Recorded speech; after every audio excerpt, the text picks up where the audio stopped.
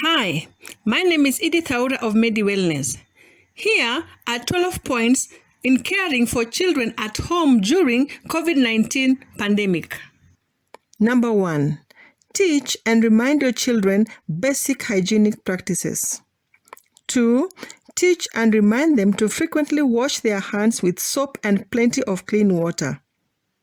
3. Teach them to cough and squeeze into their flexed arm or into the tissue paper and discard the tissue paper safely. They can also flush the tissue paper. 4.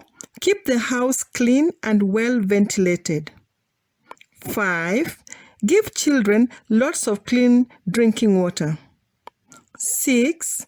Give children adequate food that is well cooked and well balanced as much as possible. 7. Give children lots of fresh fruits and vegetables. 8. Take your children for prompt treatment when they are unwell. 9.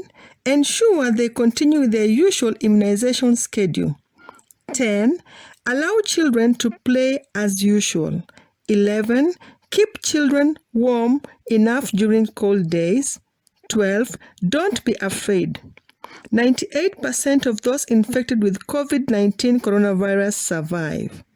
Thank you. Medi Wellness, caring for your families.